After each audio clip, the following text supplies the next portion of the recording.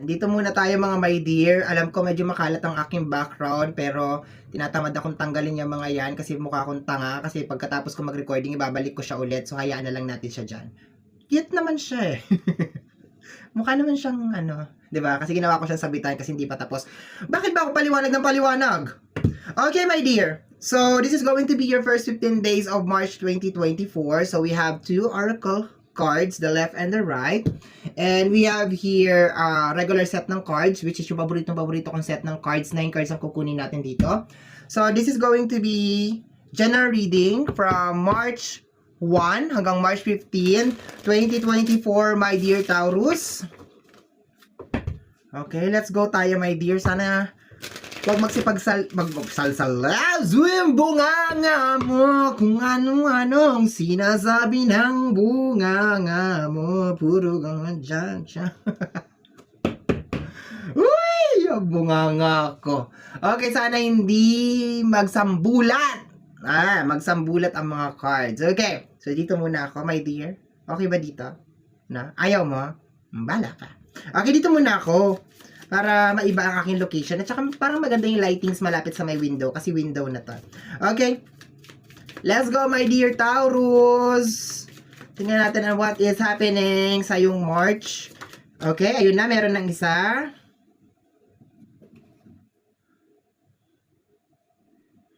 I am starting. Okay. I am starting to understand our communication. Okay? Saan ba? Ayan. I am starting to understand our communication. So, ibig sabihin, kung noon, hindi mo maintindihan, posibleng malawak to, my dear, posibleng ang tinutukoy dito ay spirit. Diba? Your spirit guide. Noon, hindi mo maintindihan kung anong gusto niya iparating sa'yo, kung anong gusto niya ipagawa sa'yo. Posible din naman na tao. Diba? But, first 15 days of March, you are starting to understand. Okay? So, medyo lumalawak ka, my dear Taurus. Okay? Tingnan natin. Next. Okay. Nangawit naman ako sa posisyon ko kasi naka-ano lang ako eh. Naka-Indian seat.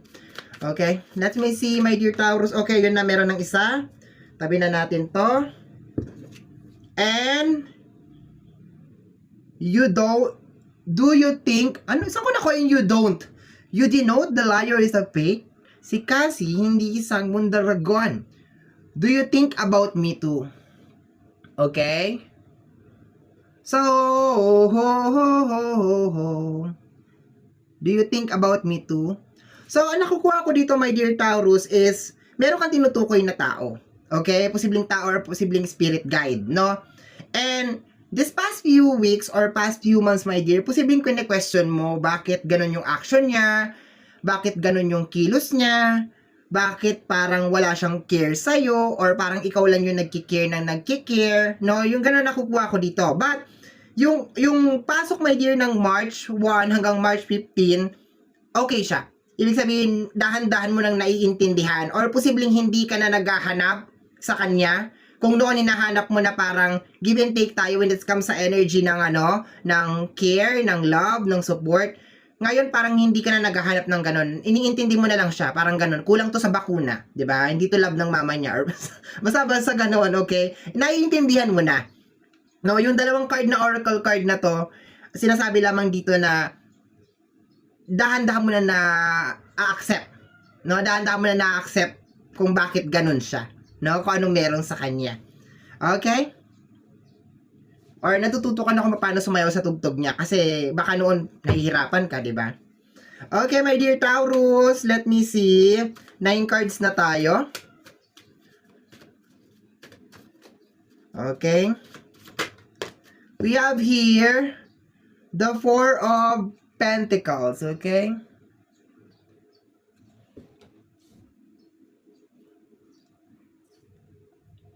May galit pa rin, no? Meron pa rin. Pero, parang siguro na-divert na yung energy mo, my dear. Yun ang nakukuha ko dito sa 4 of Pentacles. Parang, oo, naiintindihan mo na, pero parang may question pa rin, di ba? Bakit, yun nakukuha ko na question is, bakit kaya hindi niya subukan Bakit kaya hindi niya ako subukan na mahalin? Bakit kaya hindi niya subukan na gawin din sa akin yung mga bagay na ginagawa ko sa kanya? May question. I think nandun ka na sa question na bakit? Pero naiintindihan mo na, my dear. I think it is a process. Hindi naman agad-agad, my dear, na pagpasok, my dear, ng March, ganun na kaagad. I think it is just an energy na parang dahan-dahan na nagsisink in sa'yo na, ay, hindi ganun, hindi siguro ganun talaga ang personality niya, hindi talaga ganun yung pagkatao niya. Yun ang nakukuha ko dito, my dear. Okay, tingnan natin.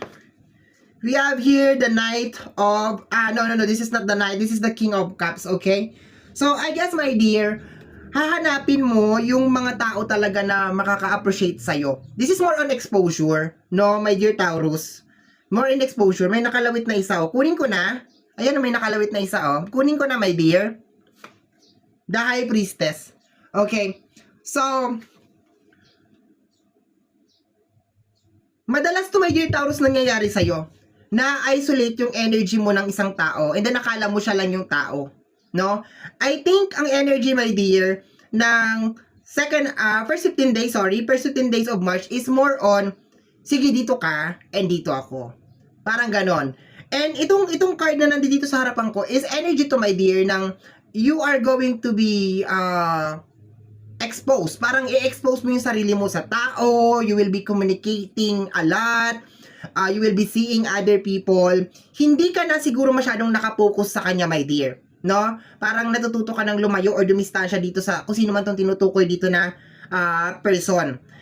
Parang ang nakukuha ko kasi dito, my dear, masyado kang nalunod sa energy ng tao na yun.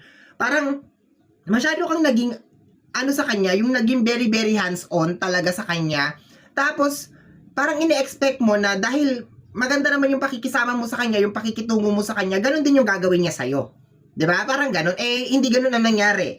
'Di ba? So paglabas ng High Priestess, parang masyado kanyang na-isolate. Yun ang nakukuha ko. Parang kang kabayo, my dear, nilagyan kanya ng takip dito, my dear, tapos parang sinasabi niya sa'yo na, ako lang ang mundo mo. Parang ganon. I think sadya to, my dear. Sadya to na ginawa ng tao na yun. Kasi nakita niya yung weakness mo, nakita niya kung saan yung kulang sa'yo. Kaya ang ginawa niya, parang masyado kanyang kinontrol. Akala mo hindi kanya kinokontrol, pero kontrolado ka na talaga niya. Alam niya yung magpapaiyak sa'yo, alam niya yung magpapasaya sa'yo, alam niya yung magpapalungkot sa'yo, and alam niya kung paano ka niya pasusundin. Ang nangyari, my dear, mga around February, sabihin na lang natin pagpasok ng taon na to, my dear, merong kakaibang energy na pumasok sa area of responsibility ng mga Taurus. Okay? Yung blindfold na yun, my dear, dahan-dahan siya accidentally natanggal. So, I think itong card ng March 1 to 15, ito, my dear Taurus, yung energy na parang pumapasok sa'yo na hindi mo i-focus yung sarili mo sa isang tao lang or sa isang energy.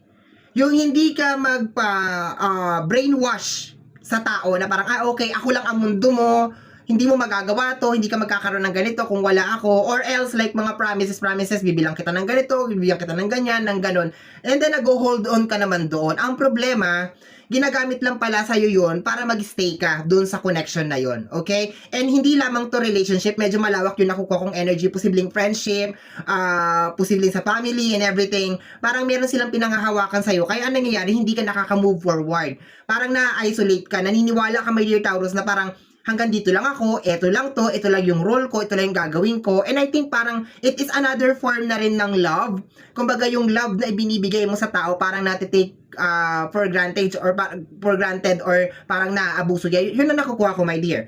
Okay? So, dahan-dahan mo na naiintindihan. Okay.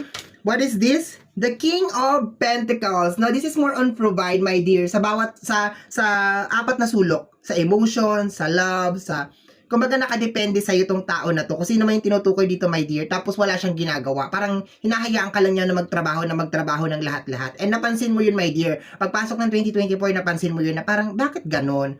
Parang hindi ko nararamdaman na mahal ako nitong tao na to. Parang nararamdaman ko lang na kaya lang siya nandiyan kasi napapakinabangan niya ako. Parang ganon. Okay? Usog tayo ng konti. Let's go, my dear. We have here the 7 of Wands. Ayan, lalaban ka na, my dear. So, expected ng mga tao sa paligid mo, especially kung sino man itong tinutukoy na to, na parang medyo mag-iiba ka. no? So, ang tingin nila sa'yo parang nag-iba na si Taurus, something like that. Pero hindi ka naman talaga nag-iba. It is just more on parang masyado ka lang talagang nasanay sa ganong routine. Masyado kang na manipula. Yun ang nakukuha ko, my dear. Matagal kang nawala.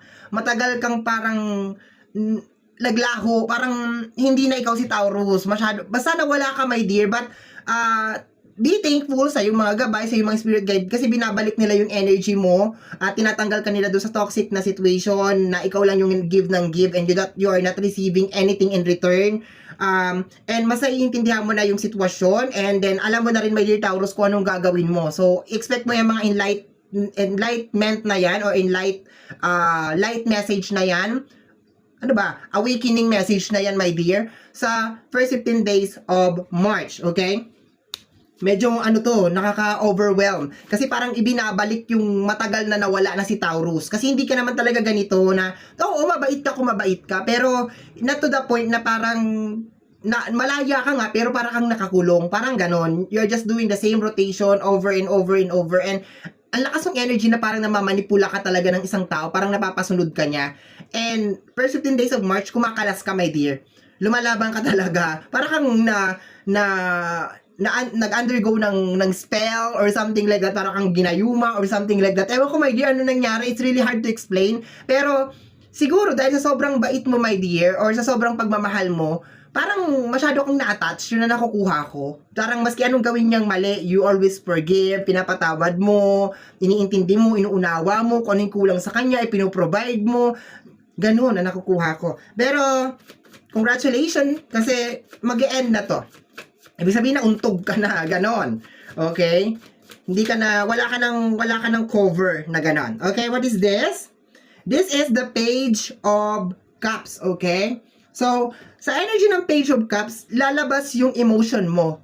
Mag-o-open yung sarili mo, my dear, sa ibang tao. Okay, posible din na meron mga traumatic and lalong lumala yung traumatic mo sa pakikipagkaibigan, sa pakikipagsalamuha, yung trust issue mo nang dahil din nasali ka sa maling circle. Yun ang nakukuha ko or maling tao yung nasamahan mo na parang imbis na ayusin niya yung problema na yun sa'yo, parang lalo kang na-isolate. Parang mas gusto mo na lang mapag-isa, parang gusto mo na lang, siya na lang laging kasama mo, siya na lang laging kasama mo, siya na lang laging, parang 2 beses ko yata inulit yun.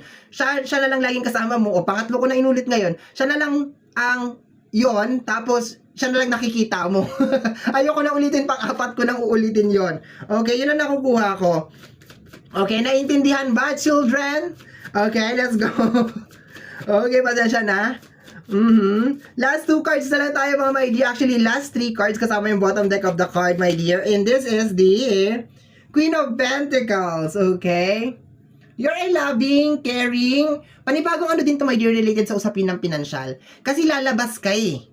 Lalabas ka, ibig sabihin, mai-expose ka sa mundo ulit. So, ibig sabihin, panibagong opportunity. Alam mo naman, my dear Taurus, every time na na-expose ka sa mundo, every time na nawawala yung hiya mo sa sarili mo, or nabuboost ulit yung confidence mo, alam mo yan, pera yan. Kasi bakit? The more people na makakasalamu mo, the more chances of winning para magkaroon ka ng business or ng additional knowledge or something like that. Para ka nag-explore dito, my dear. Pero marami sa inyo, first 15 days of March, regarding sa usapin ng pera, marami din mag-uumpisa dito, my dear, like panibagong tao, posibleng business, collaboration. Ang ganda lang, my dear. Mawawala ka doon sa manipulative na energy. Para kang na-hypnotize, something like that. Yun ang nakukuha ko na, dito. Okay. Last 2 cards, my dear. Okay, we have here, bottom deck of the card, 5 of Cups. Mamaya ko na ito babasahin, my dear. Ito muna, last 2 cards. Ayan, my dear, oh. The 8 of Cups. Ayan, oh, kung makikita mo, my dear, natatanggal na yung kanyang tali dyan, tsaka yung kanyang blindfold. And the 10 of Cups, no? This is a emotional fulfillment, my dear Taurus. So, dahan-dahan ka nang nawawala dito sa 8 of Swords, and you will be happy na. If you are looking for a relationship, maganda din tong first 15 days of March kasi makakahanap ka talaga ng mga soulmate mo talaga, or mga tao, or mga best friend talaga na talagang, alam mo yon, makakasama mo talaga through thick and thin, yung mga ganon. Ibig sabihin, this is the time to grow. Ibig sabihin, puro ko ibig sabihin, yung first 15 days of March, ito yung parang pagtatagpo ng mga tao na para sa'yo talaga. Ito din yung pagbukas din ng mga mata mo na ay hindi pala ako malas, ay hindi pala ganun kasilimuot yung buhay ko, ay hindi naman pala ganun kabad. Kasi all this time, parang pakiramdam mo, ang pangit-pangit ng flow ng life mo. But first 15 days of March, ang ganda talaga is more on enlightenment, is more on, basta ang ganda lang talaga niya, bahala ka na. No? Bottom deck of the card is the 5 of Cups. Ayan o. Makikita mo si 5 of Cups, may blessing naman siya sa gilid, kaso masyado siya nakatingin doon sa 3 cups na natapon. So, this is the hidden message. Ibig sabihin, ever since the world began, you are always blessed. Kaso, napapasama ka lang siguro, my dear, sa posibleng maling relasyon, maling tao, di ba? Toxic na tao, very controlling na tao, very manipulative na klase ng tao, or mga tao na parang walang give and take na nangyayari. Pero, di ba, mag-e-end na yun, my dear, first 15 days of March. Naintindihan mo bang reading? Kung hindi mo naintindihan, ibig sabihin, hindi ka naka-resonate. Okay, so my dear, yan ang reading mo para sa yung first 15 days of March 2024. Somehow, my dear, kung nagustuhan mo to, especially kung napadaan ka lang, don't forget to subscribe. Pakiclick lamang po ang notification bell para ma-update ka sa aking mga upload. And of course, free to like, free to share, free to comment sa lahat ng ating mga videos. Once again, my name is RJ, also known as Apo J. Maraming salamat po, and until next time, bye-bye! Thank you, my dear. Maraming salamat po.